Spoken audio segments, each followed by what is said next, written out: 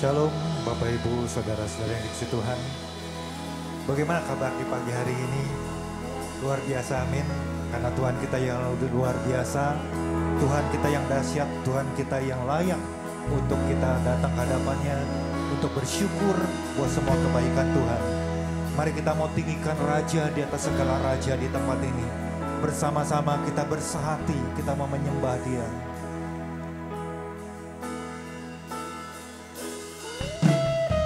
Datang kepadamu ya Tuhan Allah kami yang baik. Kami bersyukur buat hari yang Tuhan beri. Pagi hari ini kami datang memuji menyembah-Mu dengan segenap hati kami. Terimalah persembahan kami ini ya Tuhan Yesus, sebagai dupa yang berbau harum di hadapan Engkau.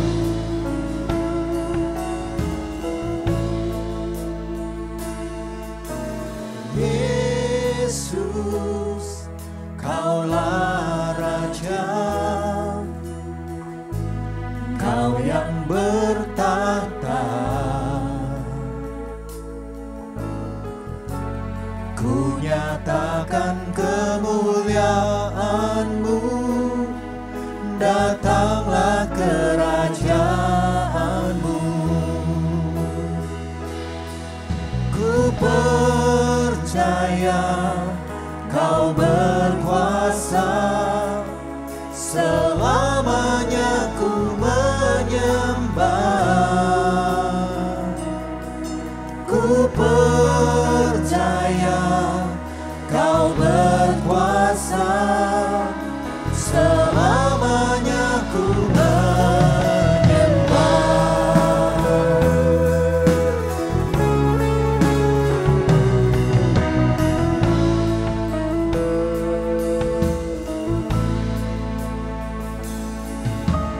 Yesus, Kaulah Raja, Kau yang bertahta. Ku nyatakan kemuliaan-Mu, datanglah kerajaan-Mu. Ku percaya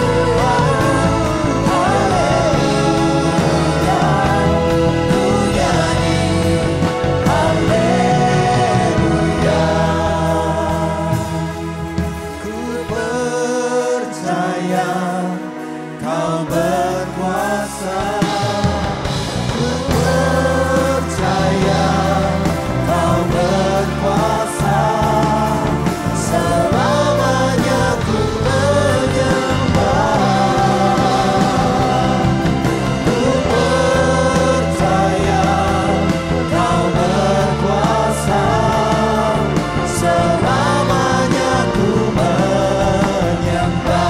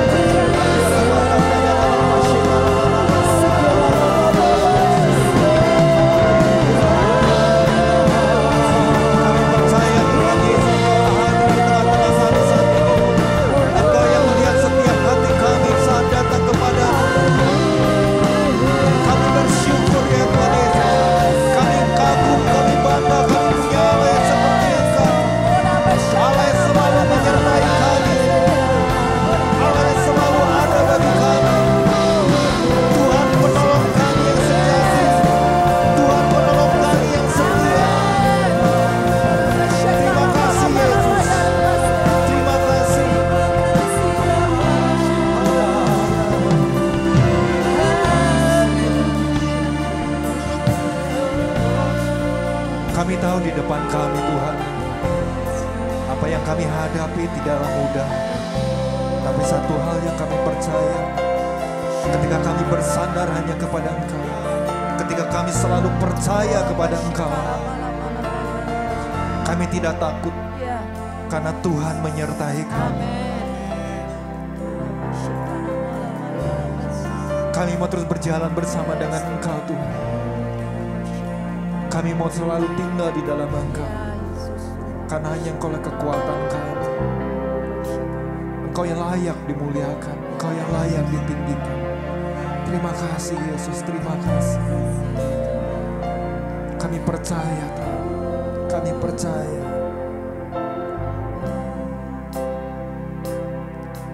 Ku percaya Kau berkuasa, selamanya ku menyembah. Ku percaya Kau berkuasa, selamanya ku menyembah. Mari kita percaya Kau berkuasa, selamanya ku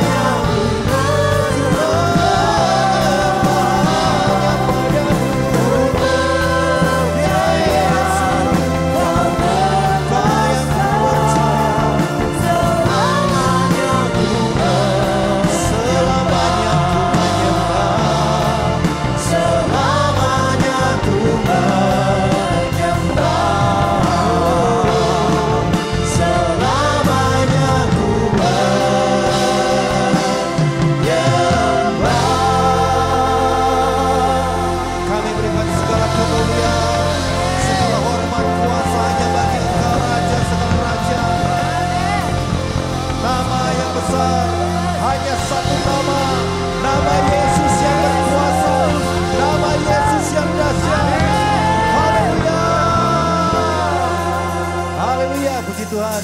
Shalom sekali lagi Tuhan. Siap bersorak bagi nama Tuhan, nama yang berkuasa, nama yang dahsyat dan ajaib. Haleluya.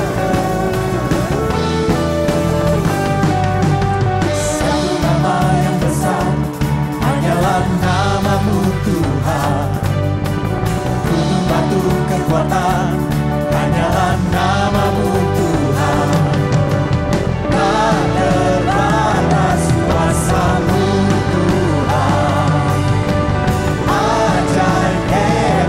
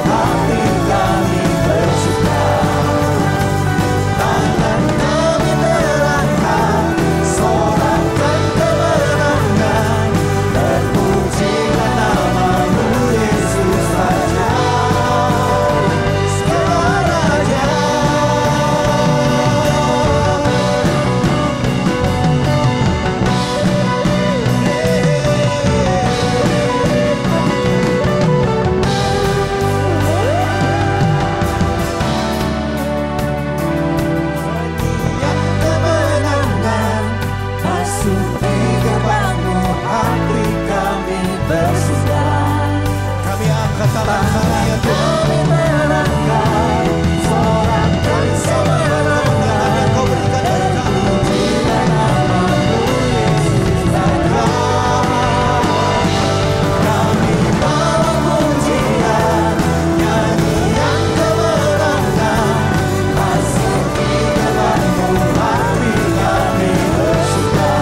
Tangan kami terangkan.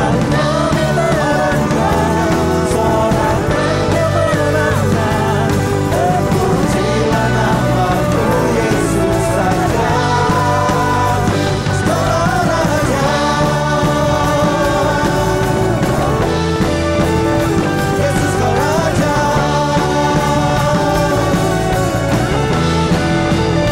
Yesus Kau Raja.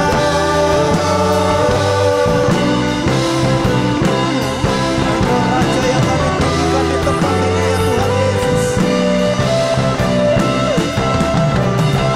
Hanya Kau Raja atas segalanya. Hanya Kau Raja atas segalanya. Kemuliaan-Mu ya Bapa, memerintah dan berkuasa. Hanya Engkaulah Raja segala raja. Kebesaran-Mu ya Bapa, diagungkan selamanya. Hanya Engkaulah Raja segala raja. Kemuliaan-Mu ya Bapa, memerintah dan berkuasa. Hanya Engkaulah Raja segala raja. Kebesaran-Mu ya Bapa, diagungkan selamanya. Hanya Engkaulah Raja segala raja. Engkaulah Raja segala raja. Engkaulah Raja segala raja. Segala raja. Berikan sorak-sorai bagi Allah kita. Haleluya. Sebab Tuhan adalah pembela bagi setiap kita. Amin. Mari bersama-sama kita angkat pujian ini. Kita belajar satu pujian yang baru. Oh, oh, oh, oh, oh, oh, oh, oh, oh.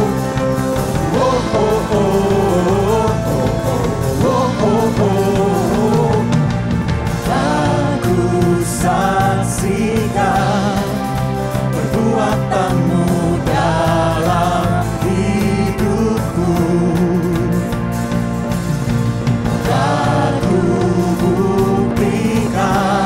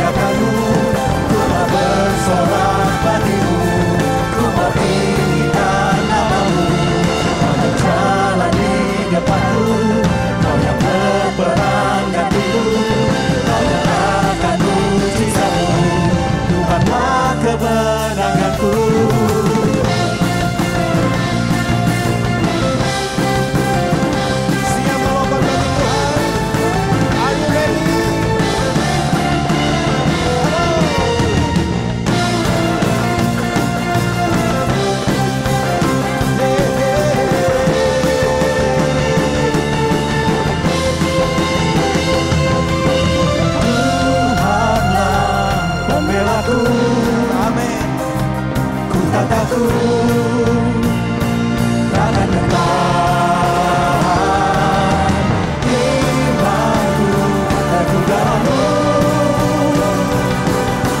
Yesus Tuhan Raja di pihak Tuhanlah pembelaku. Kami tidak takut Tuhan, Tak takut karena Engkau menyertai kami. takkan bertahan. Imanku teguh dalam-Mu, Yesus Tuhan Raja di pihakku. Suka penuh jiwaku memuliakan-Mu, ku mau berserah bagi-Mu, ku mau tinggikan nama-Mu. Kau berjalan di depanku, Kau yang menerangkan hatiku, Kau nyatakan mujizat-Mu, Tuhanlah kemenanganku.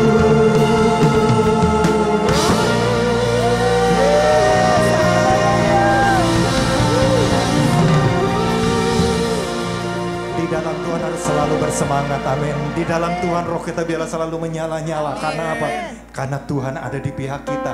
Kalau Tuhan di pihak kita, siapa lawan kita?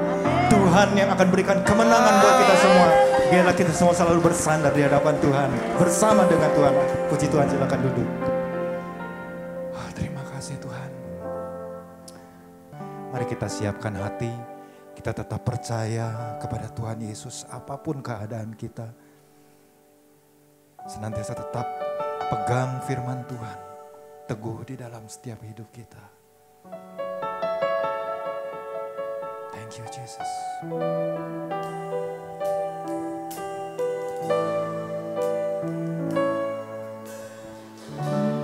Kekuatan di hidupku,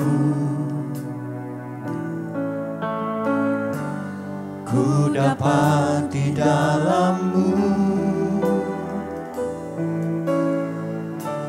Kau teguhkan hatiku,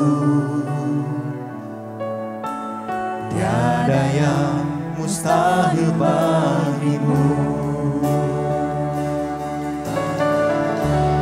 Kekuatan di hidupku, ku dapat di dalam-Mu. Kau teguhkan hatiku,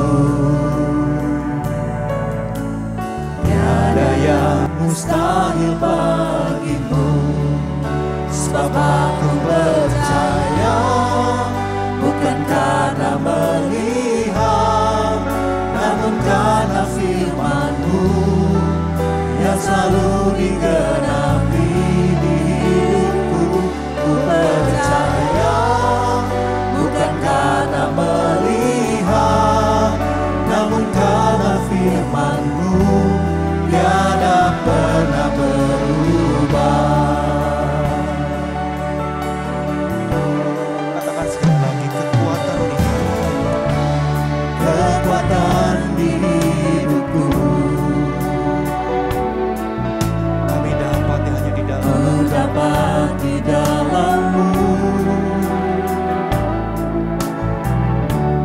Kau teguhkan hatiku, tiada yang mustahil bagi-Mu.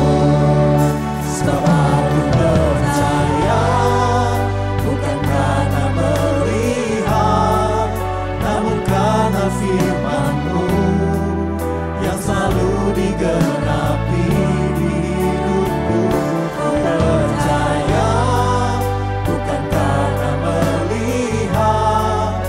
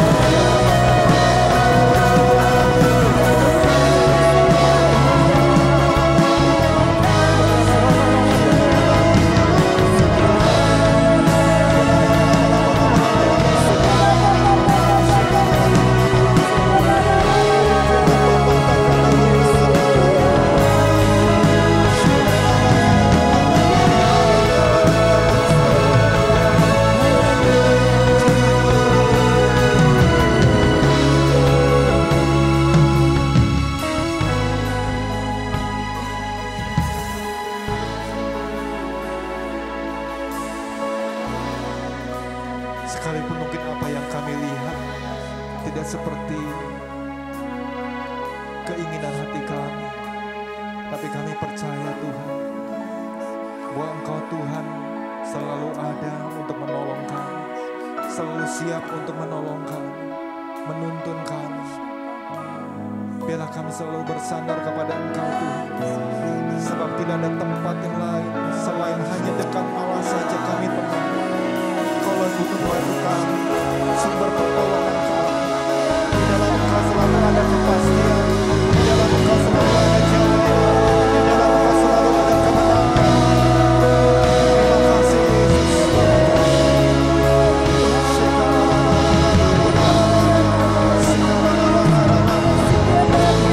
Biarlah pagi hari ini Tuhan lawan setiap kami. Apapun berat masalah pergumulan kami taruh semuanya di bawah kaki-Mu. Kami percaya Tuhan beri kekuatan, berikan penghiburan bagi kami. Terima kasih Yesus, terima kasih. Tuhan baik.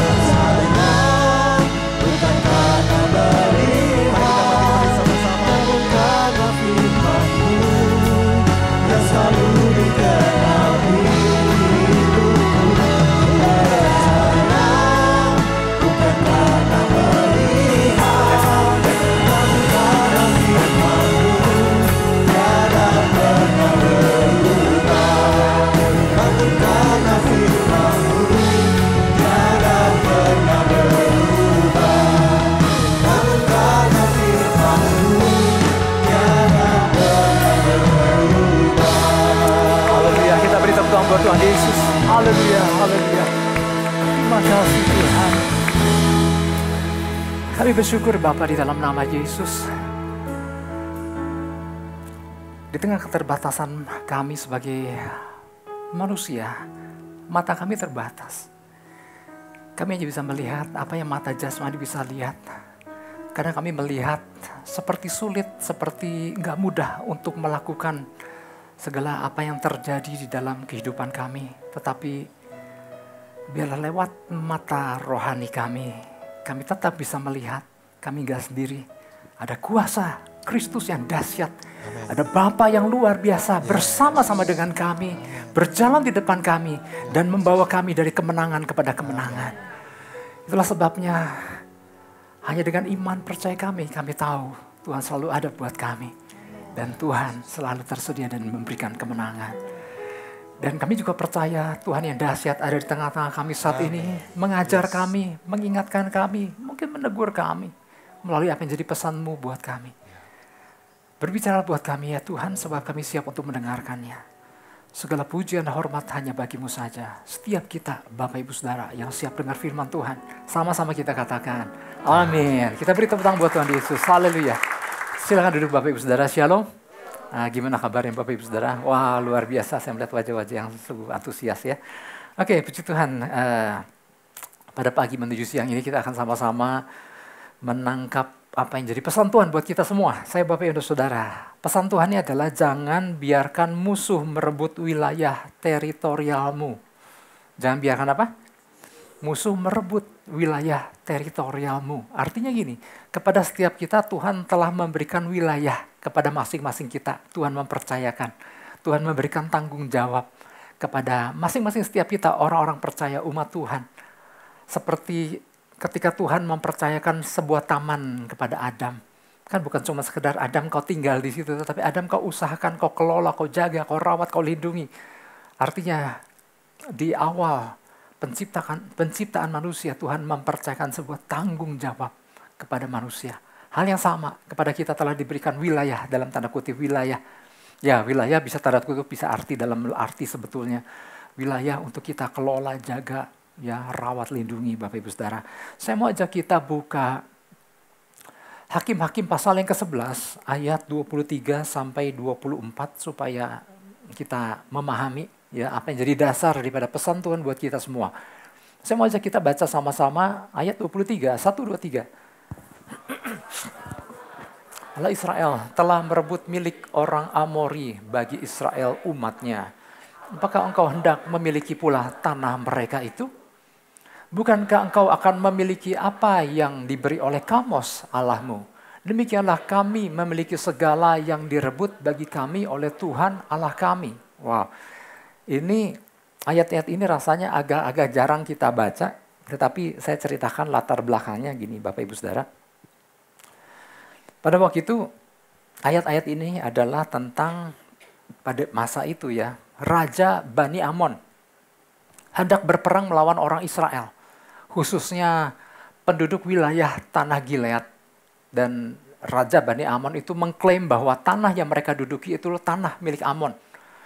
Maka ia mau merebutnya kembali. Karena Raja Bani Amon bilang, itu tanah dirampas oleh kalian, dari kami. Padahal mereka udah tinggal ratusan tahun, bahkan Alkitab berkata udah 300 tahun mereka tinggal di situ. Tiba-tiba Raja Bani Amon ingin menguasai wilayah mereka. Ya, nah, tua-tua suku Gilead datang kepada Yefta, meminta Yefta untuk menjadi pemimpin atas mereka. Ya, dan setelah Yefta melihat serius nih, mau mengangkat dia jadi pemimpin. Setelah Yefta melihat keseriusan daripada tua-tua Gilead, maka Yefta menangkap Maka apa yang pertama-tama dilakukan Yefta? Yefta mengutus seorang utusan untuk mendatangi Raja Bani Amon. Ya, nah, dengan bertanya gini, apa alasan dia mendatangi untuk memerangi negerinya? Raja Bani Amon kemudian menjawab. Kita buka ayat 13. Raja Bani Amon kemudian menjawab. Oke, saya bacakan ayat 13. Raja Bani Amon kepada utusan Yefta, orang Israel ketika berjalan keluar dari Mesir telah merampas tanahku dari sungai Arnon sampai ke sungai Yabok dan sampai ke sungai Yordan. Maka sekarang kembalikanlah semuanya itu dengan jalan damai. Ya. Nah, utusan Yefta melihat bahwa, wah kayaknya gak gitu deh. Kami gak pernah ngerebut tanah dari mereka. Nah, kemudian utusan Yefta memberikan jawaban bahwa orang Israel gak pernah merampas tanah baik Bani Amon, Moab, ataupun wilayah sekelilingnya. Ya. Nah, saya mau tunjukkan kepada Bapak Ibu Saudara, dari tadi kan ngomong sungai Arnon, Bani Amon, Moab, ini dan itu. Nah, kalau ditunjukkan gambarnya mungkin kita lebih punya bayangan. Nah, Bapak Ibu Saudara, kelihatan nggak titik merah ini? Kelihatan ya? Nah, oke. Yang hijau ini adalah tanah Kanaan yang mau dimasuki oleh bangsa Israel. Ya. Alkitab bilang, mereka masuk dari tanah Edom. Nah, Edom nih yang ini nih, yang di bawah. Nah, yang titik ini nih Kades Barnea, ya, tempat bangsa Israel diam sementara. Mereka mau masuki ke tanah sini. Nah, apa yang dilakukan? Alkitab mencatat bahwa bangsa Israel waktu itu di dalam kepemimpinan Musa, ya, Joshua, dia minta izin dulu sama Raja Edom. Permisi, mau numpang lewat, mau masuk tanah Kanaan. Karena itulah tanah yang dijanjikan Tuhan. Tapi mau nggak mau harus lewati wilayah Edom. Raja negeri Edom menolak, nggak bisa. Enggak, kami nggak ngambil apa-apa, kami cuma lewat. Nggak bisa, nggak didapat izin. Lalu diutusnya utusan untuk mendatangi Raja Moab. Izin, kalau nggak bisa lewat Edom, lewat Moab aja lah masuk ke wilayah Kanaan ini. Raja Moab tidak mengizinkan bangsa Israel untuk masuk melalui negerinya. Kami janji nggak ngambil apa-apa, cuman lewat aja, nggak bisa. Akibatnya, ditolak Edom, ditolak Moab. Ini bangsa Israel yang ada di sini, mau nggak mau harus muter ke padang gurun. Padahal kan gini, selangkah lagi udah nyampe. Tapi mereka muter Edom lewat padang gurun, muter Moab. Nah, sampailah inilah yang disebut Sungai Arnon. Nah, Sungai Arnon adalah perbatasan Moab dengan wilayah yang dulunya didiami orang Amori dan berbatasan dengan Amon. Nah, mereka diam di sini, bangsa Israel, lewat sini. Nah, lewat sini pun izin juga sama orang-orang Amori. Punten Pak, gitu ya, ke raja orang Amori. Raja, kami bangsa Israel keluar dari Mesir, mau masuk tanah yang dijanjikan Tuhan, kami numpang lewat, nggak ngambil apa-apa. Raja orang Amori jangankan ngasih izin, bahkan dia mulai mengumpulkan rakyat, mengumpulkan pasukan. Dia bilang gempur itu orang Israel, dan terjadilah peperangan. Ini sangat gak adil kan, karena mereka adalah orang-orang yang berjalan dari perjalanan panjang, kemudian diperangi sama orang Amori. Nah, tapi kan yang luar biasa, Tuhan menyertai umatnya.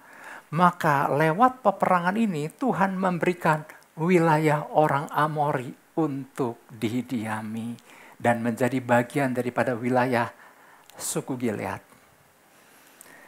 Amon, Moab, Edom hari ini adalah Yordania. Tapi kita nggak berbicara, saya nggak berbicara ini hari ini, tetapi pada waktu itu. Nah, inilah wilayah yang diklaim oleh Amon nih. Sungai Arnon, Sungai Yabok, Sungai Yordan. Nah, wilayah ini nih yang Raja Amon klaim, itu kan wilayah kami, kamu rebut. Utusan Yefta berkata, kami gak rebut. Kami numpang lewat gak dikasih. Kemudian kami digempur sama Raja orang Amori. Dan Tuhan kasih kami kemenangan. Wilayah itu Tuhan berikan buat kami. Wow, luar biasanya kan. Berjalan sama Tuhan itu luar biasa, ya. Pertolongan Tuhan itu ajaib. Tuhan kita dahsyat. Kita beri tepuk tangan buat Tuhan Yesus. Numpang lewat, dapat wilayah, ya. Nah, bersyukur untuk Yefta ketika Raja Bani Amon mengklaim itu wilayah yang kalian rebut.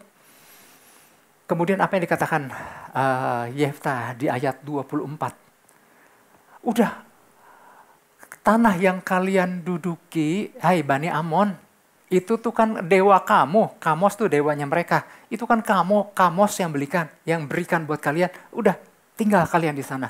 Kalau wilayah kami, demikianlah kami memiliki segala yang direbut bagi kami oleh Tuhan Allah kami. Ya, di dalam terjemahan bahasa Indonesia memang agak apa sih ini artinya gitu. Tetapi di dalam New King James, Bapak Ibu Saudara, kalau kita lihat artinya apapun yang sudah diberikan oleh Tuhan Allah kami kepada kami akan tetap kami miliki, gak akan kami berikan kepadamu. Seperti itulah jawaban Yefta kepada Raja Bani Amon. Jadi Yefta berkata, kami gak pernah rebut. Tuhan yang berikan itu sama kami, bukan hasil merampas dari Bani Amon. Jadi wow, ketegasan yang dimiliki oleh Yefta ini luar biasa. Ya. Kami gak pernah rebut, tetapi kalau engkau coba-coba rebut ini dari kami, kita berhadapan, ya. Nah, apa maksud daripada Tuhan memberikan pesan yang diambil dari kitab Hakim-Hakim ini tentang Raja Bani Amon yang mencoba merebut wilayah yang sudah diduduki oleh umat Israel? Apa yang kita tangkap, Bapak Ibu Saudara? Ini yang jadi pesan Tuhan buat kita. Berdasarkan tadi Hakim-Hakim 11 ayat 23-24 yang telah menjadi dasar pesan Tuhan. Nah, Tuhan mau kita memahami bahwa kepada kita telah diberikan oleh Tuhan wilayah-wilayah untuk kita diami. Nah, kita udah gak bicara soal peta ini lagi. Tetapi ada makna rohani. Kepada kita, Tuhan telah memberikan wilayah-wilayah.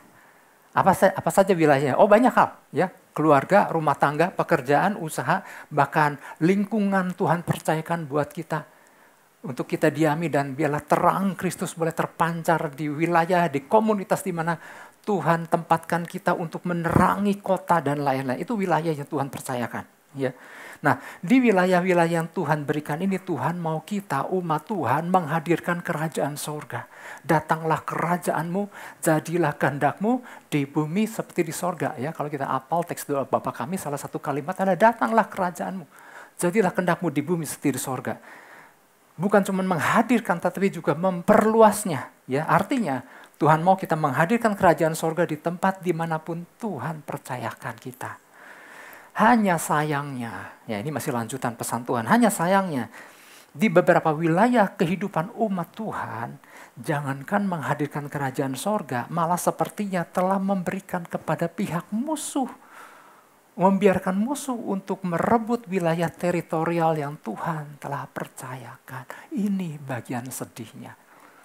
Ternyata tanpa, ini nggak tahu ya, disadari atau tanpa disadari, musuh ternyata punya tempat untuk berpijak. Musuh ternyata bercokol di tempat di wilayah yang Tuhan sesungguhnya percayakan buat umat Tuhan. Bahkan musuh merebut wilayah. Ada bagian-bagian yang musuh rebut. Ya.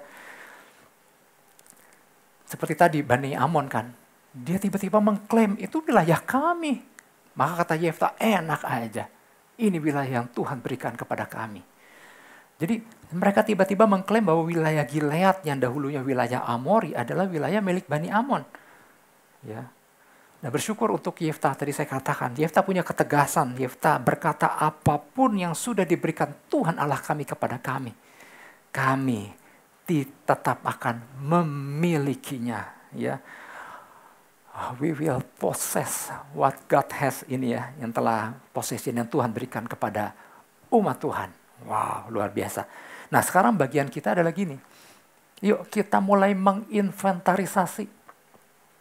Adakah dari wilayah-wilayah yang telah Tuhan percayakan ke dalam kehidupan kita ini, apakah ada yang direbut emangnya? Apakah ada yang sedang dikuasai wilayah teritorialnya oleh si kerajaan gelap? Jangan buru-buru menjawab, oh enggak ada. Jangan buru-buru, Tuhan mau yuk menginventarisasi. Adakah bagian-bagian yang direbut? Ada bagian-bagian yang musuh kok mendapat tempat di situ? Mari kita cek. Tuhan mau kita umat Tuhan menghadirkan kerajaan sorga di tempat di mana Tuhan percayakan. Apa sih menghadirkan kerajaan sorga? Mari kita lihat definisi kerajaan sorga. Roma 14 ayat 17. Apa sih kerajaan sorga? Sebab kerajaan Allah bukanlah soal makanan dan minuman, tapi soal kebenaran, damai sejahtera, dan sukacita oleh Roh Kudus. Ini Alkitab bilang begitu. Kemudian kita buka 1 Korintus 4 ayat 20. Sebab kerajaan Allah bukan terdiri dari perkataan, tetapi dari apa? Kuasa. Artinya, pastikan di wilayah yang Tuhan percayakan kepada kita selama ini, bukan hanya soal hal-hal lahiriah, makanan, minuman. Kadang-kadang kan yang penting Pak ada makanan, minuman, udah cukup lah. Oh enggak, menghadirkan kerajaan sorga supaya ada di tempat di wilayah yang Tuhan percayakan. Bukan soal tersedianya fasilitas makanan, minuman, puji Tuhan. Tapi juga ada kualitas kehidupan, kerohanian yang ditandai dengan adanya kebenaran yang ditegakkan. Ada nilai-nilai kerajaan sorga yang dihidupi. Ada sukacita oleh kehadiran Tuhan. Ada nama Yesus yang dimuliakan. Ini berbicara tentang adanya suatu transformasi kehidupan yang menghasilkan kualitas hidup yang berbeda dari orang-orang yang percaya di dalam Tuhan ada di dalamnya. Wow, sesuatu yang luar biasa. Ada manifestasi kuasa Tuhan di tengah-tengah di mana umat Tuhan berada. Kerajaan Allah bukan soal perkataan, tapi soal kuasa. Bukan soal makanan minuman, tapi kebenaran, damai sejahtera, sukacita oleh Roh Kudus. Sehingga ada dampak daripada kehadiran kerajaan Tuhan di tengah umatnya. Menghasilkan apa? Ada dua. Yang pertama, minimal ada dua. Yang pertama gini, adanya kemerdekaan di dalam Kristus bagi orang-orang percaya di dalamnya. Ada kemerdekaan. Ada apa? Kemerdekaan terjadi. Ya, artinya disebut kemerdekaan gini, gak ada orang-orang yang terikat di dalamnya. Gak ada orang-orang yang terbelenggu lagi di dalamnya. Nah kita cek sekarang, apakah ada nggak anggota keluarga yang terikat dan terbelenggu di dalamnya?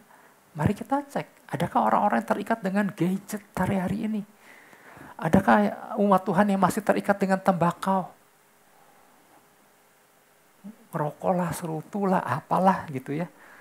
Terus selain rokok apa sih sekarang yang lagi banyak anak-anak muda? Vape dan itu sama, itu keterikatan. Ya, games, chatting yang gak berkesudahan, keterikatan di dalam berbagai pekerjaan, terikat sinetron, drakor, terbelenggu oleh apapun sehingga enggan beribadah, enggan mencari Tuhan, terbelenggu oleh hasrat hubungan badan yang di luar kebiasaan normal, kebiasaan seksual pribadi, keinginan dengan sesama jenis, dan sebagainya. Dan contoh-contoh yang saya berikan itu bukan contoh-contoh fiktif, tetapi memang yang sering kali terjadi di dalam kehidupan orang percaya. Pastikan ada nggak? Kita inventarisasi. Seharusnya di tempat di mana ada kerajaan sorga hadir, tidak ada keterikatan dan keterbelengguan lagi oleh apapun. Katakan amin. Ada kemenangan kemerdekaan. Yesus mati di kayu salib buat kita. Umat yang lagi terbelenggu oleh berbagai hal, terikat oleh berbagai hal, belenggu dosa, dimerdekakan kembali kepada rencana Tuhan semula yang diciptakan manusia. Manusia diciptakan sesuai gambar dan rupanya. Jadi kehadiran kerajaan sorga ditandai dengan adanya kemerdekaan di dalam Kristus. Yang kedua, adanya hubungan-hubungan yang pulih. Dan adanya kesatuan hati untuk menghadirkan kerajaan sorga dan menjadi perwakilan sorga di bumi. Jadi siapa bilang hidup di dalam Kristus? Bosan Pak, nggak tahu ngapain. Oh enggak, ada tugas, ada banyak tugas. Tuhan mau kita menjadi perwakilan sorga di bumi. Menjadi duta kerajaan sorga, katakan amin. Ya. Dan harus adanya hubungan-hubungan yang pulih. Bapak Ibu Saudara, kalau kita pernah dengar tujuan daripada ditulisnya kitab Yosua, ini bukan semata-mata tentang umat Israel, pergantian kepemimpinan dari Musa kepada Yosua, dan Yosua memimpin bangsa Israel masuk tanah perjanjian melalui sungai Yordan yang airnya berhenti. Ya, bukan soal menduduki wilayah-wilayah, betul. Di masa Yosua, di kitab Yosua dikatakan umat Israel mulai menduduki wilayah-wilayah di tanah Kanaan, tanah yang Tuhan janjikan. Suku ini mendapat wilayah ini, suku ini mendapat wilayah ini, suku ini mendapat ya. Betul, bukan tentang itu saja. Ternyata tujuan penulisan surat Yosua adalah Yosua 4 ayat 15. Aku dan seisi keluargaku, kami akan beribadah kepada Tuhan. Kami akan melayani Tuhan. Ini berbicara tentang adanya seorang imam memimpin anggota keluarganya di rumah-rumah tangga, mengajar dan memuliakan Tuhan. Katakan amin. Itulah tujuan penulisan kitab Yosua, supaya Tuhan mau supaya di tempat di mana di tanah yang dijanjikan itu umat Tuhan settle, tinggal dan memuliakan Tuhan di setiap rumah-rumah tangga. Wow, luar biasa. Ya. Saya tadi pagi sempat cerita bahwa kadang nggak sedikit umat Tuhan yang kurang ngerti tujuan pengudusan rumah. Ya. Pak, rumahku mau dikuduskan. Ya puji Tuhan, karena kami nangkep bahwa ternyata kan tanah tempat kami tinggal itu kan usianya udah beribu. Ini tanah tempat di mana rumah-rumah kita tinggal ini tua sekali kan. Tanah itu dari zaman dulu. Berbagai kejadian itu terjadi di tanah itu. Rumah dibangun oleh siapapun dan pernah mungkin ada yang sebelumnya menempati dan dipakai oleh segala macam, maka tanah bangunan itu harus dikuduskan. Ya, kami ingin menghadirkan kerajaan sorga. Kami ingin nangkep rencana Tuhan. Dan kemudian saya datang. Waktu saya datang, kami datang, saya menjelaskan kebenaran firman Tuhan dan lain-lain. Oke. Kemudian saya biasanya memperdamaikan wilayah demi wilayah, ruangan demi ruangan. Saya minta izin, saya nanti ke ruangan demi ruangan. Oh silahkan Pak. Saya bilang ya mana dulu, mana kamar tidur utamanya. Kamar saya dulu apa kamar suami saya dulu? Ada yang janggal nggak di sini? Saya bilang, hah? Kamu teh berapa kamar? Kami punya masing-masing kamar. Mau menghadirkan kerajaan sorga, rumahnya mau dikuduskan, tanah, bangunan, dan lain-lain. Tetapi yang punya rumah udah pisah. Ini raja melotot gitu tuh. Berarti kan ada yang nggak benar kan? Mau menghadirkan kerajaan sorga, kerajaan gelap udah bercokol di situ. Mau kamar saya dulu apa kamar suami saya dulu? Kalau kamar saya mah di atas, suami saya mah ada di bawah gitu. Ternyata nggak sedikit. Di dalamnya udah nggak ada kesehatian. Bukan nggak ada kesehatian, udah nggak ada sekamaran, persekamaran gitu. Ada yang satu kamar sih. Tuh ranjang dia mah di situ tuh. Ranjang saya mah di sini katanya. Udahlah jangan ngomong kebanyakan ngomong gitu ya. Tapi intinya adalah mau menghadirkan kerajaan sorga supaya sesuatu yang dahsyat terjadi, tapi yang terjadi adalah bukan kehadiran kerajaan sorga. Ya. Sayangnya justru banyak terjadi kejatuhan di pihak orang-orang percaya. Sayangnya gereja Tuhan atau orang percaya malah membiarkan musuh masuk, menduduki dan membiarkannya. Dianggap kayak udah biasa. Ya. Jangan kan biarkan ada kegelapan beberapa tempat. Jadi gini, jangan biarkan ada kegelapan beberapa tempat. Kita harus lawan. Kita harus apa? Lawan. Meskipun yang jawab lawannya udah tinggal 5 orang. Tapi mari kita tangkap Bapak Ibu Saudara, kuasa dan otoritas itu sudah diberikan kepada kita orang percaya. Katakan amin. Ya, oleh sebab itu apa yang harus kita lakukan? Agar di wilayah dimanapun yang Tuhan percayakan ada kerajaan sorga sungguh-sungguh hadir dan memerintah. Sehingga wilayah di mana kita berada mengalami dampak yang luar biasa. Mengalami apa? Dampak yang luar biasa. Bahkan wilayah sekitar kita turut mengalami dampak kerajaan sorga. Bapak Ibu Saudara yang suka ikut konser doa setiap hari Sabtu, tentu udah sering dengar ya. Bapak Ibu Saudara yang mungkin belum ada kesempatan ya nanti suatu kali ikut. Bukan kami sekedar berdoa untuk wilayah di mana gereja kita berada, Kecamatan Sukajadi, tapi berdoa untuk kota, berdoa untuk bangsa. Bukan cuma sekedar doa, tapi kami melihat perubahan-perubahan yang terjadi di wilayah, di lingkungan yang Tuhan percayakan. Secara berkala, bicara soal lingkungan aja, secara berkala saya suka bertanya kepada Polsek Sukajadi. Nggak tahu yang ada di situ. Berbicara sama petugas Polsek Sukajadi, bagian kepalanya yang menangani wilayah. Apa tingkat kejahatan tertinggi? Karena kami tahu gini, kami udah berdoa cukup lama dan mengucap syukur kalau sudah beberapa tahun terakhir di wilayah Sukajadi tidak ada pembunuhan. Tidak ada tawuran. Kami pikir nggak ada pembunuhan dan nggak ada tawuran aja, tapi waktu kami kembali update, apa aja nih tingkat kejahatan tertinggi, dia bilang, apa ya? Pembunuhan nggak ada, tawuran nggak ada, perampokan nggak ada, pencurian nggak ada, paling nggak anak-anak motor nakal, paling nggak jambret katanya. Itu pun juga udah tertangani lah Pak, landai kejahatan. Saudara percaya? Karena itu ada gereja yang berdoa untuk wilayahnya. Kita beri tepuk tangan buat Tuhan Yesus. Ini membuat kami begitu bergairah berdoa untuk, bukan hanya satu aja kan, tiap hari yuk kita berdoa untuk wilayah. Kemudian beberapa pokok doa terakhir tentang narkoba, Bapak Ibu Saudara. Baca di berita nggak? Itu berita pembongkaran, penggerebekan, penyingkapan, dan lain-lain itu terus terjadi. Bahkan beberapa hari yang lalu. Tanggal 29 di Mekarwangi ada yang tertangkap jutaan butir. Berapa hari kemudian di daerah Batu Nunggal ada satu rumah yang menyimpan jutaan butir. Kenapa? Saya percaya itu hasil doa daripada orang percaya kepada Tuhan. Ada perkara-perkara luar biasa. Nah, yang pertama, apa yang harus kita lakukan agar wilayah di mana Tuhan percayakan terjadi sesuatu yang luar biasa? Yang pertama, menjadi orang percaya yang cepat mengenali.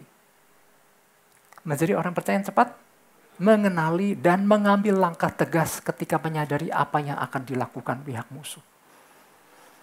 Hakim-Hakim 11 ayat 5 sampai 6. Ayat 5 bilang begini. Dan ketika Bani Amon itu berperang melawan orang Israel, pergilah para tua-tua Gilead menjemput Yefta dari tanah Tob. Ketika Bani Amon itu berperang, maksudnya bukannya udah berperang, tapi mereka udah mulai ngancam, mereka udah mulai mau klaim dan lain-lain. Maka kata mereka kepada Yefta, mari jadilah panglima kami dan biarlah kita berperang melawan Bani Amon. Nah, Bapak Ibu Saudara, hal luar biasa, hal positif yang dimiliki oleh warga atau penduduk Gilead adalah mereka segera mengambil langkah perlawanan ketika mengetahui rencana Raja Bani Amon hendak masuk dan menduduki wilayah mereka. Mereka langsung mengadakan perlawanan. Mereka bahkan datang kepada Yefta, Yefta, kau jadi pemimpin buat kami. Karena kami mau mengadakan perlawanan buat Bani Amon. Wow, ini luar biasa. Tetapi Bapak Ibu Saudara, jangan terburu-buru mengatakan bahwa melakukan perlawanan adalah langkah yang paling penting. Betul, penting melakukan perlawanan, masa diam aja. Tetapi gini, apa yang membuat mereka mau mengadakan perlawanan terhadap Raja Bani Amon yang mau rebut wilayah mereka? Yang pertama-tama, yang saya pikir ini nggak kalah penting, yaitu ketika bangsa Gilead mengenali ada rencana Bani Amon ingin masuk dan merebut, ngeklaim wilayah mereka. Belum terjadi sesuatu, tapi mereka udah menyadari ada sesuatu yang mau terjadi nih. Raja Bani Amon udah mau mencoba merebut wilayah. Nah, ini yang harus dimiliki oleh kita orang percaya. Lebih mahal mana mengobati apa tadi pagi apa? Mencegah atau mengobati? Mahal yang mana? Mengobati lebih mahal. Penduduk Gilead Mereka belum sampai tahap mengobati, mereka tahap mencegah. Kami dengar ada musuh mau masuk. Nah, kepekaan ini Bapak Ibu Saudara yang harus dimiliki oleh kita orang-orang percaya. Katakan amin. Ya, tanpa kepekaan seperti yang dimiliki penduduk Gilead, ya, maka ya nggak menyadari ada musuh, udah masuk gitu ya. Tapi kepekaan dari penduduk Gilead, mereka cepat menyadari bahwa ada sesuatu yang akan dilakukan pihak musuh. Maka kalau nggak mereka menyadari, maka nggak pernah ada perlawanan, orang nggak menyadari. Ya. Nah di titik inilah pentingnya kita orang percaya memiliki ketajaman akan apa yang akan dilakukan oleh pihak musuh. Jangan kan kepekaan, kadang-kadang ini seringkali yang terjadi, saking nggak pekanya orang percaya, sorry ya, maksudnya setiap kita harus peka ya. Tapi kadang gini, saking nggak pekanya orang percaya, musuh yang sudah masuk, bercokol, bertahun-tahun lama di wilayah kita aja, masih dianggap bukan ancaman. Jadi boro-boro melakukan perlawanan atau penyerangan terhadap musuh. Yang bahaya adalah gini, musuh sudah dianggap teman. Kami udah tinggal lama Pak gitu. Ingat gak bangsa Gibeon kan dulu pernah di zaman Joshua kan. Dia masuk pura-pura menjadi teman. Kami bukan lawan, kami ini teman. Dan Joshua pada waktu itu sempat terkecoh kan. Kesian ya. Datang dengan pakaian robek-robek, makanannya udah kering, rotinya udah kering, seperti datang dari jauh. Kesian disambut, padahal ini, itulah bangsa yang harus ditumpas sesungguhnya.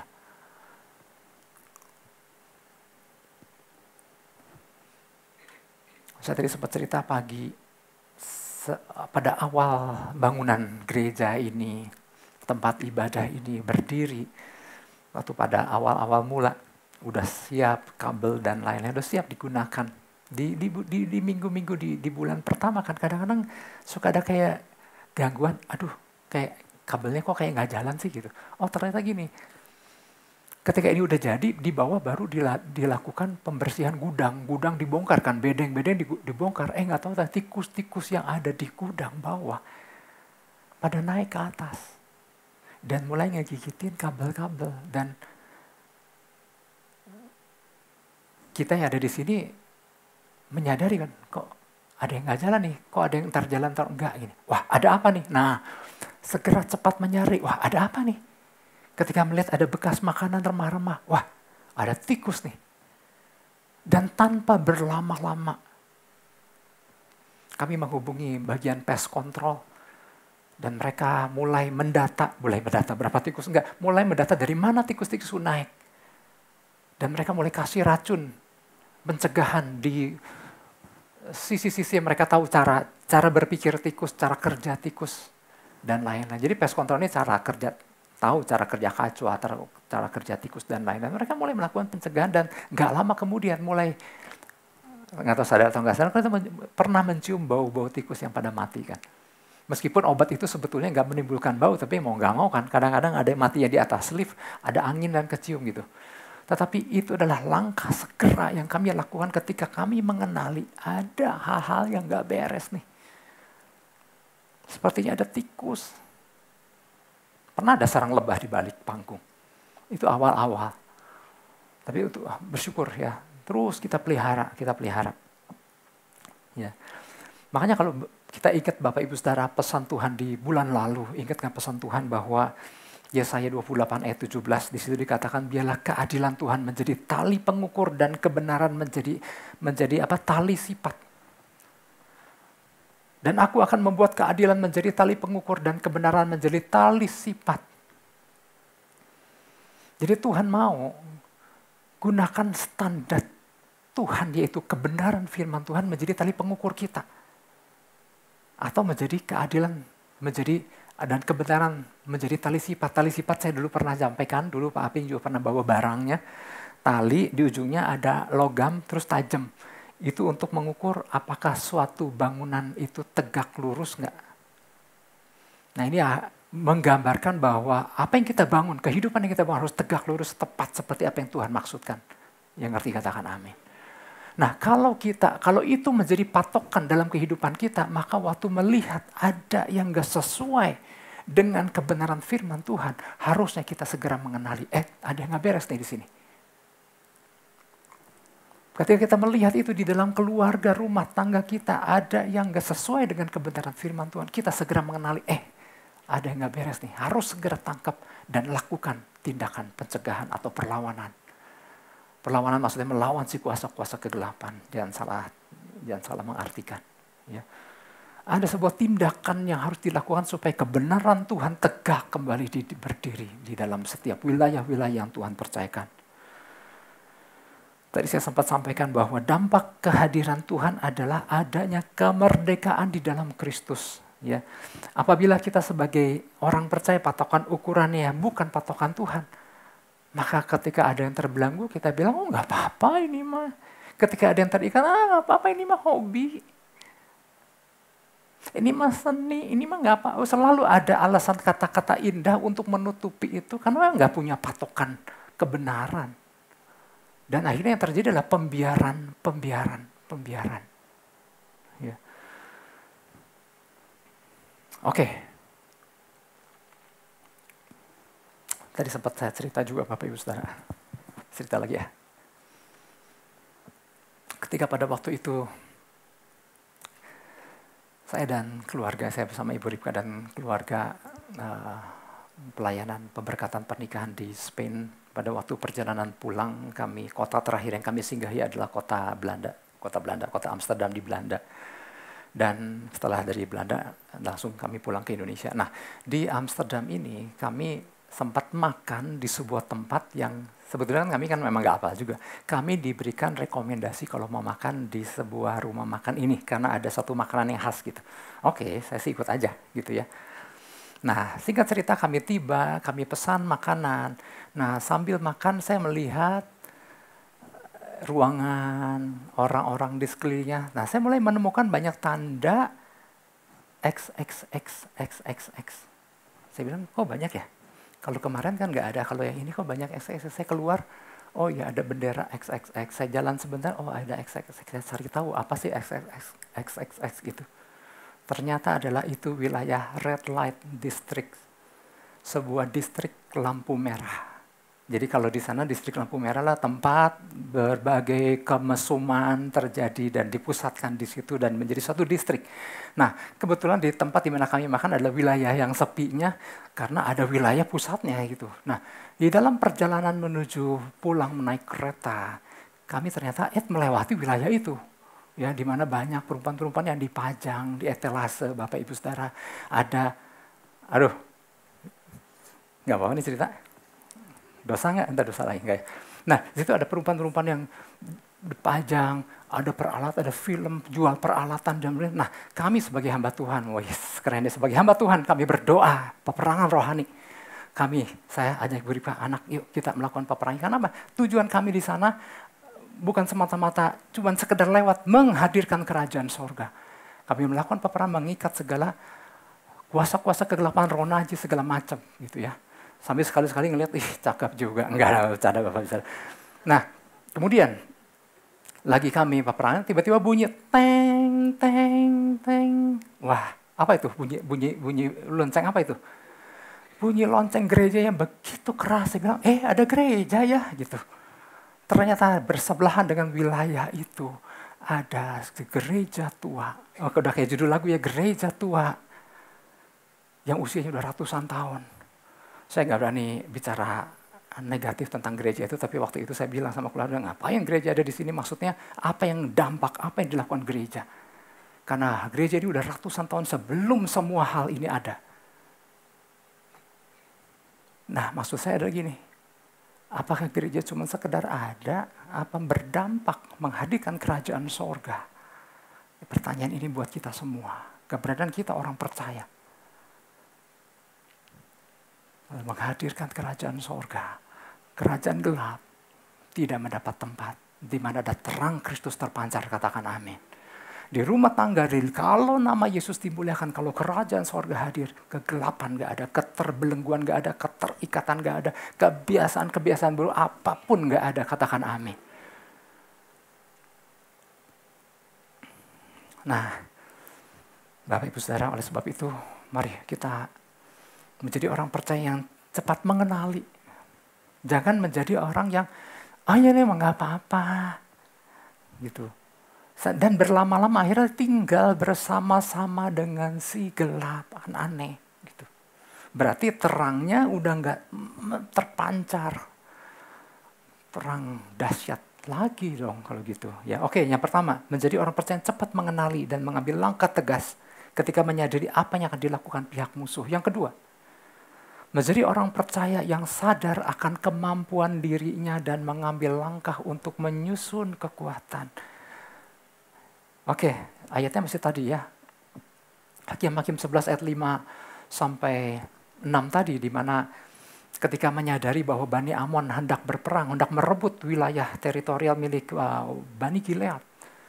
Mereka datang tua-tua itu kepada Joshua, kepada Yefta. Biarlah engkau, ayat 5, ayat 6. Kata mereka kepada Yefta, mari jadilah panglima kami, dan biarlah kita berperang melawan Bani Amon. Di dalam terjemahan lain di New King James dikatakan, jadilah commander buat kami, atau di versi lain jadilah leader buat kami. Di sini kata jadilah panglima, artinya mereka tahu ada sesuatu yang buruk yang musuh mau lakukan, mereka mau mengadakan perlawanan, tapi mereka mengukur diri.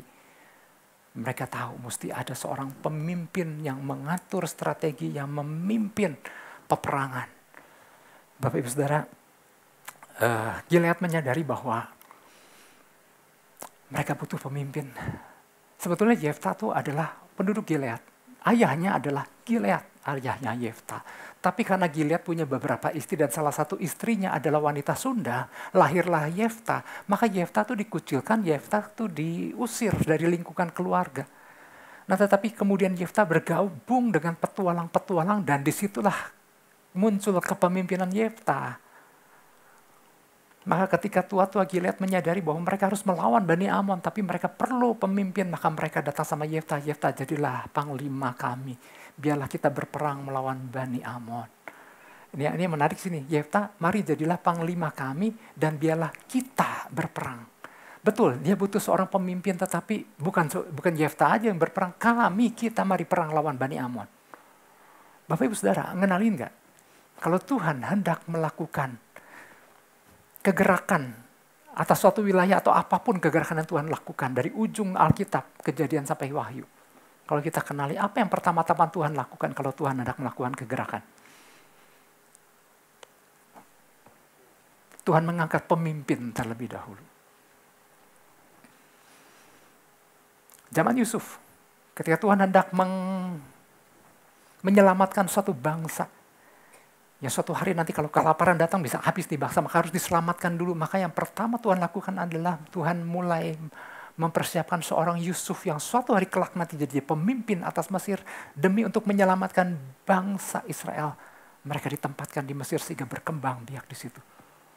Ketika Tuhan hendak membawa keluar bangsa Israel dari Mesir menuju tanah perjanjian suatu hari kelak, maka yang pertama-tama Tuhan lakukan mempersiapkan pemimpin. Mulai bahkan Musa dari bayi diangkat dulu sama putri Firaun, dibesarkan di istana, dididik sedemikian rupa sampai suatu hari Tuhan menyuruh Musa, memanggil Musa dan menyuruh Musa keluarkan umatku dari Mesir. Ketika bangsa Israel mau masuk tanah perjanjian, Tuhan mempersiapkan seorang Joshua. Joshua yang dipersiapkan dari jauh sebagai asistennya Musa. Semua apabila Tuhan hendak melakukan kegerakan yang Tuhan pertama-tama siapkan adalah bangkitkan dulu pemimpinnya. Ketika suatu hari kelak ketika bangsa Israel ada di pembuangan Babel dan Tuhan memberitahu bahwa kondisi Yerusalem sangat menyedihkan, bentengnya porak-poranda ini harus didirikan kembali, maka Tuhan membangkitkan siapa? Nehemia. Maka Nehemia dari pembuangan Babel yang udah kerja di istana, kemudian pulang ke Israel, mengumpulkan umat Tuhan dan kemudian ayo kita harus bangun kembali tembok Yerusalem yang sudah roboh. Tuhan bangkitkan seorang pemimpin dulu supaya lewat seorang pemimpin seperti Nehemia, seperti pemimpin-pemimpin yang lain, dia bisa mengerahkan pasukan untuk kemudian melakukan sesuatu yang seperti yang Tuhan kehendaki, Bapak Ibu Saudara. Ya. Jadi ini adalah prinsip Tuhan. Tuhan membangkitkan pemimpin terlebih dahulu. Nah sekarang ketika Tuhan mau mengadakan suatu lawatan besar atas rumah tangga, ketika Tuhan mau melakukan kegerakan dahsyat atas rumah tangga, siapa yang Tuhan bangkitkan terlebih dahulu? Hah? Sama, pemimpin terlebih dahulu yang Tuhan akan bangkitkan. Dan pemimpin-pemimpin itu udah ada apa belum lahir? Sudah ada. Tinggal yang dibutuhkan pemimpin, aku tangkap bahwa Tuhan akan melakukan perkara-perkara dahsyat di dalam keluargaku, katakan amin. Beri tepuk tangan buat Tuhan Yesus. Kayak bosan ya saya sering dengar ngomong kayak begini ya, kayak kecerewetan gitu ya. Tapi kenapa? Supaya lambatan Tuhan terjadi atas rumah-rumah tangga, katakan amin. Wow, luar biasa. Untuk melakukan apa? Kegerakan di tempat di mana umat-umat Tuhan berada. Ya. Nah, semua kriteria dari pemimpin yang dipilih Tuhan ini adalah orang-orang yang bukan hanya memiliki kecakapan kepemimpinan saja, kecakapan memimpin, namun juga ada orang-orang yang punya hubungan sama Tuhan. Ya, orang-orang yang peka nangkep rencana Tuhan, orang-orang yang tidak membiarkan sedikit pun kerajaan kegelapan masuk dan bercokol di dalam rumah-rumah tangga, orang-orang yang siap memerdekakan siapapun yang terbelenggu. Maka seperti apa yang Jefta katakan, apapun yang sudah diberikan Tuhan Allah kami kepada kami, kami akan miliki, tidak satupun kuasa kegelapan musuh dapat merebutnya. Wow, tekad yang seperti Jefta ini harus dimiliki oleh setiap kita, para pemimpin-pemimpin di rumah-rumah tangga atau setiap umat Tuhan. Bukan hanya rumah tangganya ya, pemimpin departemen, pemimpin gereja atau siapapun yang Tuhan percayakan. Si musuh memiliki cara untuk menunggu saat yang tepat. Tapi dari pihak kita orang percaya pun punya ketajaman bahwa musuh nggak bisa seenaknya masuk. Ya. Iblis itu seperti singa yang berjalan berkeliling mengaum-aum mencari waktu, mencari orang yang dapat ditelannya. Nah bagian kita adalah menjadi orang-orang percaya yang peka, orang-orang percaya yang tajam, yang nggak bisa enak aja. Iblis bisa sentuh, kuasa kegelapan bisa masuk begitu aja. Ya memang dia datang dengan segala tipu muslihatnya kan, segala ancaman, segala serangan, kebohongan, ya kebohongan bikin orang menjadi putus asa, kebencian, kekecewaan dan lain-lain. Sehingga orang percaya kehilangan banyak hal luar biasa yang Tuhan sudah sediakan. Itu maunya kerajaan musuh kan begitu. Ya. Nah kita harus melawannya, kita harus rebut kembali. Ya sekiranya mungkin ada yang mungkin telah dirampas oleh si jahat. Ya, relasi yang telah direbut, hubungan-hubungan baik yang telah direbut, damai sejahtera, kemerdekaan, rancangan Tuhan, janji-janji Tuhan yang dahsyat. Itu harus menjadi bagian kita, katakan amin. Oleh sebab itu mari Bapak Ibu Saudara, dibutuhkan pemimpin, tapi bukan cuma seorang pemimpin aja. Seperti Nehemia, waktu dia datang dari kerajaan Babel, maksudnya dari pembuangan, dia tiba karena dia nangkap apa yang Tuhan kehendaki. Waktu tiba dia di Yerusalem, dia kumpulkan orang-orang yang mau nangkap sama-sama rencana Tuhan yang dahsyat itu. Oleh sebab itu bukan hanya para pria atau para suami aja punya tugas, tetapi para istri pun, ayo sama-sama kita bersahati. Seperti Nehemia, dia kumpulkan orang-orang yang mau sepakat dengan dia. Dan kemudian ketika mereka berkumpul, seberapa pun yang ada, Nehemia katakan, yuk mari kita bangun kembali tembok ini.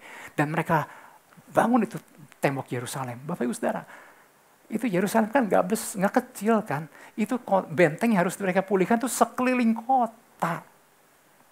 Betapa besarnya dan itu benteng itu harus kemudian dibangun kembali. Mudah nggak? Kalau nggak ada tekad bersama. Mari kita bangun kembali. Dan apa yang dilakukan Nehemia dan para orang Israel? Dia bangun kembali dan serentak mereka membangunnya berkeliling. Dan selesai dalam tempo berapa lama? Berapa lama? 52 hari. Wow, ini 52 hari ini cepat sekali. Kalau nggak disertai dengan kesehatian dan nangkep rencana Tuhan yang sama, nggak akan begitu selesai. Gangguan ada nggak waktu Nehemia bangun tembok? Ada nggak? Ada, itu musuh mau ngerobohin terus. Dia bilang kalau serigala lewat, rontok tuh tembok. Waduh, gangguan demi gangguan, Sanballat, Tobia dan segala macam. Tapi kita nggak membahas Nehemia. Tapi mari, inilah gambaran bahwa mari kita jangan biarkan musuh mengklaim, jangan biarkan musuh bercokol, jangan biarkan musuh ada celah untuk masuk. Nah yang mempertahankan siapa? Pemimpin dan seluruh anggota. Untuk bersama-sama bersahati, tidak membiarkan ada musuh seenaknya. Dan pesan Tuhan bilangkan, jangan sampai ada musuh masuk. Karena gini, ada musuh-musuh yang telah masuk. Menyedihkan nggak? Ketika kerajaan surga hadir, terang Kristus terpancar, itu kegelapan tuh nggak ada mendapat tempat, ada terang Kristus. Nah bayangkan kalau kegelapan tuh bisa mendapat tempat, bisa bayangkan berapa watt itu. Sehingga kegelapan bisa masuk. Sehingga iblis bisa obrak-abrik di dalamnya. Oke, kalau gitu Bapak Ibu Saudara, mari kita tangkap aja di pesan Tuhan ya. Jangan marahin saya, Bapak Ibu. Saya nyampaikan pesan Tuhan kan. Tapi mari kita tangkap ini. Kita nggak biarkan ada iblis titik pun mendapat tempat. Katakan amin. Yang mau beri tepuk tangan buat Tuhan Yesus. Haleluya. Saya undang kita bangkit berdiri. Kita berdoa, kami bersyukur Bapak di dalam nama Yesus untuk pesan yang Tuhan berikan buat kami. Betapa kami bersyukur kalau Tuhan terus kasih tahu kami. Kami bersyukur Tuhan kasih peringatan buat kami. Kami bersyukur kalau Tuhan tegur kami Tuhan. Karena Tuhan ingin kami mengalami perkara-perkara dahsyat dalam kehidupan kami. Tuhan mau kami menghadirkan kerajaan surga dimanapun Tuhan taruh kami. Dimanapun Tuhan tempatkan kami di rumah tangga, di pekerjaan, di usaha, di wilayah apapun. Biarlah kerajaan surga hadir dan terang itu terpancar. Biarlah orang-orang di sekitar sekeliling kami mengalami kasih-Mu yang dahsyat. Mengalami hal-hal yang baik daripadamu Tuhan. Terima kasih Tuhan untuk pesan yang Tuhan berikan, yang hamba-Mu sampaikan. Firman yang disampaikan tidak kembali kepadamu sia-sia. Melainkan melaksanakan apa yang Kau kehendaki dan berhasil apa yang Kau suruhkan. Terima kasih Bapa. Kami ucap syukur di dalam nama Yesus. Sama-sama kita katakan, amin. Mari Bapak Ibu Saudara, kita udah berdamai sama Tuhan. Mari kita berdamai dengan sesama. Di samping kiri kanan Bapak Ibu Saudara ada suami, ada istri. Mari berdamai. Ada anak, ada orang tua, ada teman sepelayanan, saudara seiman, saudara kandung atau bukan, atau siapapun. Mari berdamai. Jangan membiarkan ada ganjalan di hati, selesaikan itu. Kita mau masuk perjamuan kudus. Jangan biarkan ada kebencian, kekecewaan, atau apapun. Saya sebagai gembala, saya juga minta maaf sekiranya perkataan saya tadi menyinggung Bapak Ibu Saudara. Puji Tuhan, kepada keluarga udah, kepada rekan-rekan pengerja, rekan-rekan leader, saya juga minta maaf sekiranya ada perkataan-perkataan yang menyinggung. Haleluya, puji Tuhan. Mari kita ambil waktu sejenak. Kita ambil waktu sejenak. Firman Tuhan katakan, lakukan perjamuan kudus untuk mengingat akan Dia. Bapak Ibu Saudara, mari kita ambil waktu kalau kita ada hari ini sebagai orang-orang percaya. Bukan kita pilih, bukan kita yang memilih Dia, tapi Tuhan pilih kita oleh kasih anugerah yang demikian luar biasa. Siapakah kita dulu, orang-orang yang gak kenal Tuhan, orang-orang berdosa, tetapi Tuhan selamatkan. Dia yang turun dari sorga, mengambil rupa manusia, kemudian didera, disiksa, disalibkan dan mati. Demi untuk membebaskan kita dari segala belenggu, dari segala keterikatan, dari segala dosa. Sehingga kita dikembalikan menjadi ciptaan yang baru, seperti di dalam Kejadian pasal yang pertama. Kita dibuat sesuai dengan gambar dan rupa Allah. Karena Tuhan punya rencana dahsyat dalam kehidupan kita semua. Terima kasih Tuhan Yesus. Oleh sebab itu kami mau menangkap apa yang jadi pesan Tuhan. Kami tidak akan membiarkan kerajaan musuh si gelap setitik pun ada di tempat yang wilayah yang Tuhan percayakan kami. Terima kasih Bapa. Di dalam nama Yesus. Haleluya. Puji Tuhan Bapak Ibu Saudara. Sebab apa yang telah kuteruskan kepadamu telah aku terima dari Tuhan, yaitu bahwa Tuhan Yesus pada malam waktu Ia diserahkan, Ia mengambil roti. Mari kita ambil roti dan angkat roti ini tinggi-tinggi. Dan sesudah itu Ia mengucap syukur atasnya. Ia memecah-mecahkannya dan berkata, inilah tubuhku yang dimeteraikan bagi kamu. Perbuatlah ini menjadi peringatan akan aku. Jemaat yang dikasih Tuhan, bukankah roti yang kita pecah-pecahkan adalah persekutuan dengan tubuh Kristus? Amin. Mari kita memakannya di dalam nama Yesus Kristus.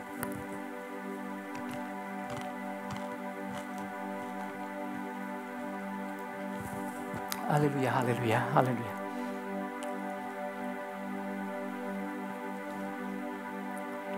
Demikian juga Ia mengambil cawan sesudah makan. Mari kita angkat cawan ini tinggi-tinggi. Lalu berkata, cawan ini adalah perjanjian baru yang dimeteraikan oleh darahku. Perbuatlah ini setiap kali kamu meminumnya menjadi peringatan akan aku.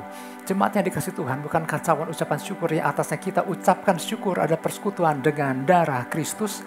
Amin. Mari kita meminumnya di dalam nama Yesus Kristus. Haleluya, haleluya. Mari kita angkat kedua belah tangan kita, jalin keterhubungan dengan Tuhan, jalin relasi dengan Tuhan. Tuhan kita dahsyat, Yesus kita luar biasa, Dia Bapa yang begitu baik buat kita. Dia yang selalu ada buat kita, mari sembah Dia, tinggikan Yesus.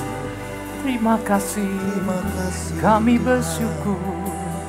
Kau dahsyat Tuhan, Kau luar biasa, ajaib perbuatan-Mu. Haleluya. Kita punya Tuhan yang luar biasa. Kita menyadari bahwa kita sungguh bukan apa-apa.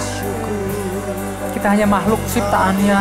Oleh sebab itu, sadarlah bahwa kita nggak sendiri. Ada Tuhan kita yang luar biasa. Terima kasih. Terima kasih. Mungkin kita berkata sulit Tuhan, susah. Mana mungkin enggak. Kita punya Tuhan yang dahsyat. Dia berperang bagi kita. Bersama Yesus akan kita lakukan perkara-perkara yang luar biasa. Sembah Dia, Shekat Batakaya, Hirambo, Shibidibidas, Shekadala Baba Bataka, Shakadala Baba, Hirambo, Hallelujah, Hallelujah, Hirakara Malamase, Urataka Shakadala Balaba Shikere. Iramara bala bala bala baya shikarera, ierera maso. Hallelujah, hallelujah. Sebikata kaya rabashe, hirnata kabashe ke bede bede bede bede bede bara mama mara mala bala bala bashe ke bede bede bede bede bede. Ora toko sokoro bobo bobo sekibima, ierera mo. Hallelujah. Kami sembah Kau, mari jalin keterhubungan. Irataka syeke bede-bede patah. Ya mau kita menghadirkan kerajaan surga di tempat dimanapun Tuhan percayakan, di wilayah apapun yang Tuhan percayakan. Datanglah kerajaan-Mu, jadilah kehendak-Mu di bumi seperti di surga, di sini seperti di surga, di rumah-rumah tangga seperti di surga. Haleluya, haleluya. Yere dambo. Syukur.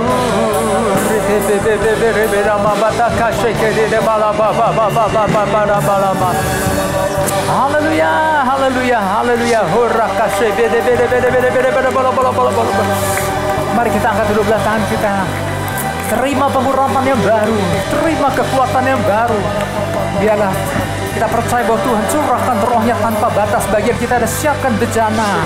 Seberapa besar yang kita siapkan, sebanyak itulah yang Tuhan curahkan atas kita. Mari CBDDT karabala bashandara base, IBT kaya rabala bobo toko robo shandara lababa batakaya rabase, irakataka syakara lababa takaya lababa rabara borobo irataka CBBBB rabara bara bara bara bara bara bara bara bara CBBB bara bara bara bara bara irataka syakara lababa baba baba rabaya labala base kebebe. Haleluya, haleluya. Roboso korobose bebe takaya la bashandara la base. Irataka sheke takaya la base kabata kaya la ba. Hirnata kabasheke bebe bebe bebe bebe la bala bala bala bala bala bala bala bala bala bebe bebe bebe bala bala bala bala. Mari terima lebih lagi. Hirnata kasha kekuatan yang baru. Roh bernyala-nyala. Tuhan memberikan kemenangan bagi orang-orang yang diurapi dengan kemenangan yang gilang gemilang. Haleluya, haleluya.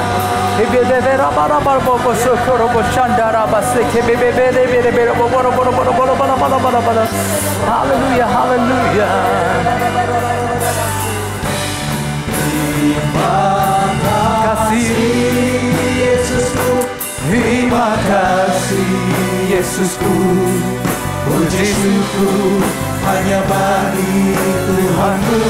Terima kasih Yesusku, terima kasih Yesusku. Puji syukur hanya bagi Tuhanku. Katakan terima kasih Tuhan. Terima kasih Yesusku, terima kasih Yesusku. Puji syukur hanya bagi Tuhanku. Terima kasih Yesusku, terima kasih Yesusku. Puji syukur hanya bagi Tuhanku. Puji syukur hanya bagi Tuhanku. Puji syukur hanya bagi Tuhan.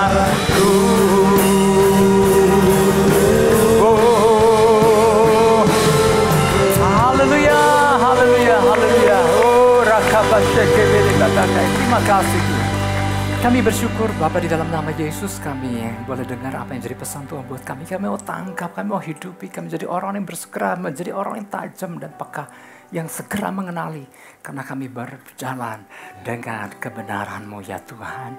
Terima kasih kami boleh ikut ambil bagian dalam perjamuan kudus. Kami menyadari keterbatasan kami sebagai manusia, tetapi ketika kami menjadi satu dengan tubuh dan darah Yesus, maka ada kekuatan yang baru, yang luar biasa, kekuatan ilahi mengalir dalam kehidupan kami.